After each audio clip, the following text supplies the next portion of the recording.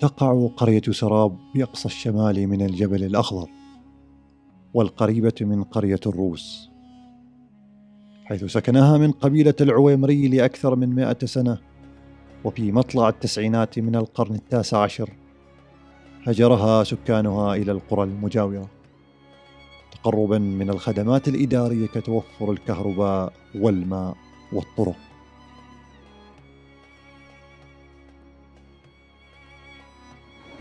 ولدت في هذه المنطقة وعشت هنا، وبعدين تحولنا إلى حي الحدب، وعندنا ما رجعنا هذا المكان، عاد ما وسعنا المكان. وكان ذاك الوقت ما شيء شارع ولا شيء. أنا ولدت بشنوت، ما ولدت هنا. بعدين زوجت هنا، زوجت من هنا وسكنت هنا، وبعدين انتقلنا مع بعض من هنا إلى حي الحدب، وبعدين انتقلت من حي الحدب إلى شنوت.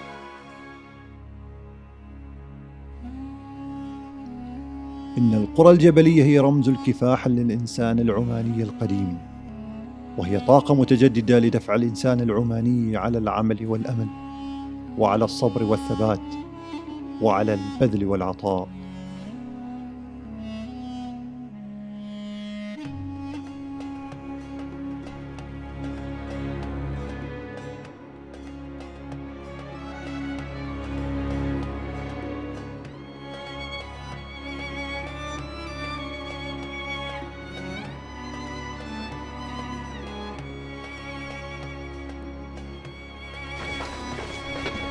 أنا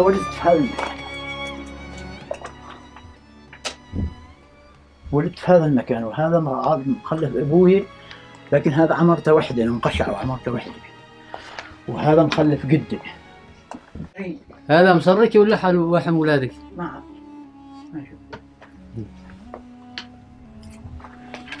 ذاك الجمال. هذا مخلف جدي سلوم. هذا شيء حجرة وشيء غار هنا كف داخل، ولكن احنا وقت الامطار ندخل هنا في ذا الغار، يكون ما يجينا امطار ولا نسمع شيء. وكان هذاك معلب بقناره، وهذاك قاسمين الشجر عن يروح داخل صغيرين، والله حيوان والله شيء، هو غريق بعد داخل. شيء غرفة هنا فوق، وهذا بابها، لكن بالدرجة هنا قشعها حياة ابوي، وقبع عن البرد. هذا قبة كان واجد هواء، وقبع عن البرد هذا المكان.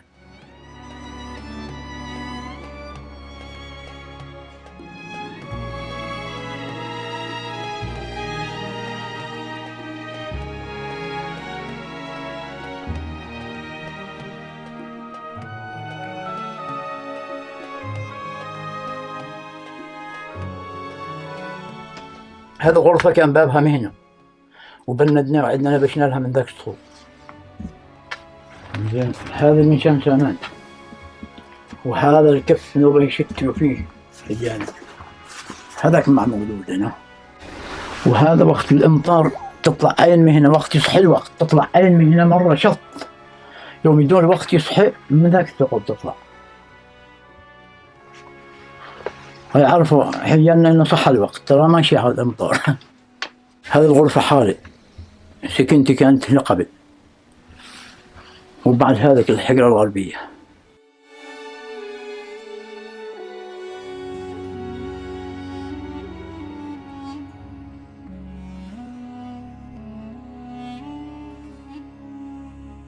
بنينا البيت سنة 77، وانتقلنا عندنا من ذاك البيت من ذاك الكف، وجينا هنا سكننا هنا وعشنا هنا إلى انتقلنا من هنا. سالم بن حمود العويمري ب600 قرش إيجاره، وساقوه التراب أريسهم من فوق من الساق، والماء والحطب. هذا وحدنا عندنا اشترينا الحطب.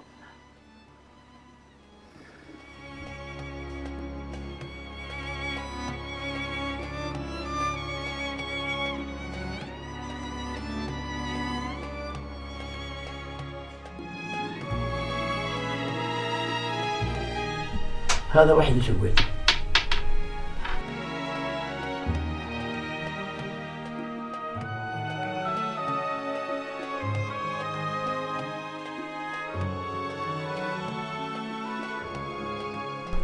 وهذا زرب من شان الحيوانات.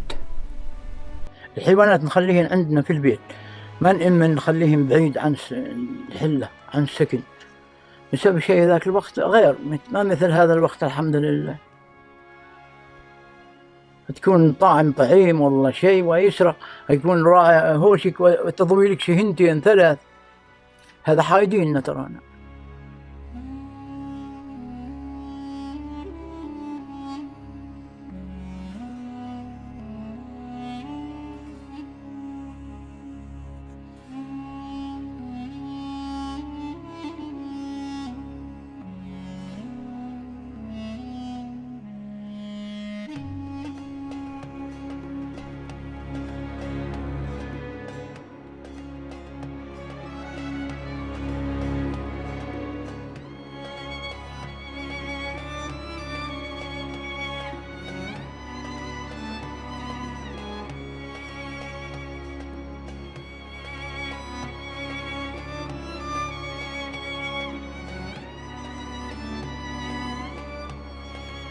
هذا كان حياة خلفان بن عامر وولده ناصر بن خلفان، لكن تو خلف بن ناصر، هذول كلهم راحوا. هنا اللي حاله. هي والله أشوفها واحدة اثنتين ثلاثة أربعة خمس ستة وفاة ذلك. هذا هو وولاده خلفان بن عامر. هذه الحجرة حتها مسكونة، وأما هذيك نوبة حتها مسكونة، وهذيك هذا سعيد بن سالم حياته بو منقشع، هذاك ناصر بن سالم، هذاك ناصر بن سالم وقندوح، هذاك اللي بيت ابو في الكبير ابو في الدرايش، واحمد بن عبد الله اداخل، لكن عند احمد حجره هنا تحت.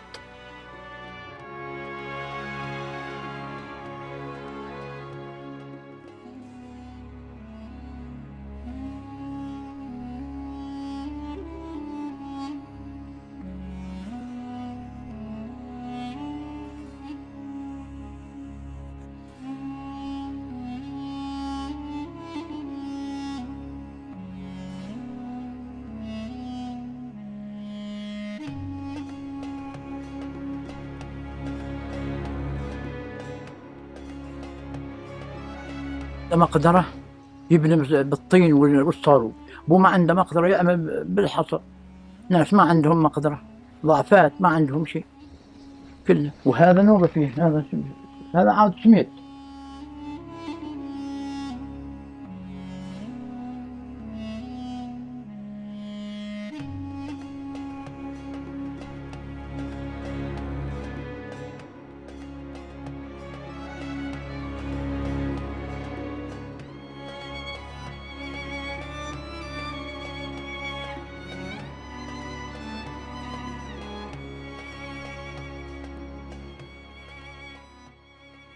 تعتبر القرية مسكنا لهم في فصل الشتاء، نظرا لوقوعها في مكان دافئ أسفل الجبل وداخل الكهوف، وينتقل سكانها مع بداية فصل الصيف إلى القرى المجاورة الأكثر تهوية والأقل حرارة. ندفع مالنا وشتى نجيب حطب، وبعدين الحطب نجيبه في البيت، وعندنا حجرة مخصصة من شان وخير نار عليها طبخ، ونجلس معها وندفع معها، ووقت نصير ننام بنا طفينا النار هذه. كنا نلبس بس ملابس هذه العاديات، لكن اللي عنده فلوس ويروح يعني الحمراء مثل، ويروح وادي غول ويشتري يعني منسول أو ساحة ويتدفى بها. أما النساء كان اللي يعني الصباح يشتغلون في البيت، يجيب الماء، يعني ينظف البيت، يسرح الهيوان، يجمعن يعني عند الحظاير اللي كان فيه الحيوان. تبقى هذه البيوت شاهدا على حياة الأجداد، لتصبح قصصا تروى للأحفاد والأجيال. ناصر، كنا احنا هنا ساكنين، هذا حال جدك وهذا حالنا احنا، وعايشين مع بعض. كنا انت وابوك واخوتك وعمومتك هنا كنا ساكنين وعايشين هنا. هذا جدك، هذا الغرفة حاله، وهذا الغرفة وهذا البيت حالنا. هذا الجدار حصى هذا كسرته وحده وبنيته وحده، ما حد ساعدني، بس ولادي ساعدوني فيه.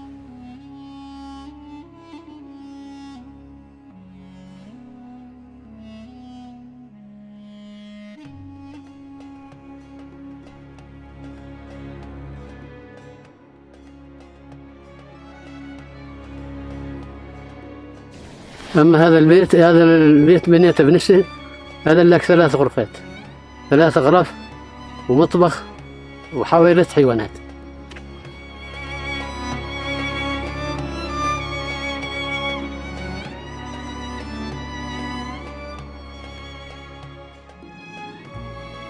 أما هذه الغرفة يعني بنيتها وحدة، وبعدين سويتها مطبخ، سويت له فتحة من هناك عشان تطلع دخان.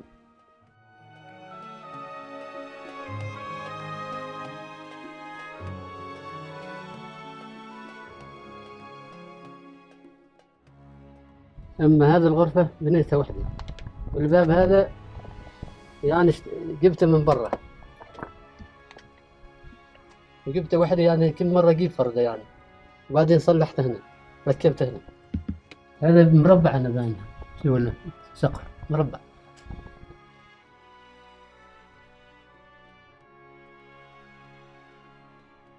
يعني وقت يستوي الأمطار كان دامينه تراب، ولما يستوي الأمطار تشوف كله يقطر البيت. وبعدين لما استوت يعني الطائرة دا يساعدونا بسميت وصبيناه، خلاص عاد ما يقطر ماء داخل. أما أهل القرية كل واحد قال يعني يرمس بيته هو وعائلته، وإذا كان عندنا ضيف نرمس في السبلة عند الضيف، وبعد ما نخلص رمسة كل واحد يروح بيته. أما السبلة والمسجد بان انها سالم بن حمود بن راشد تويتي.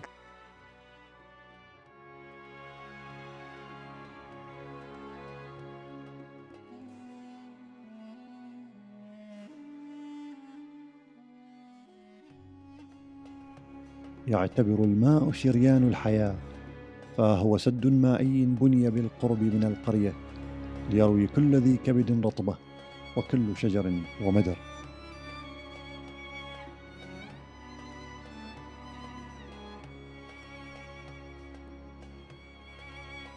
أما هذا الإحصاء كانت ما كذاك يعني، كانت تحت، لكن لما جاء يبنيوها رفعوها ناس يعني بهيبة، كونوها ماتت.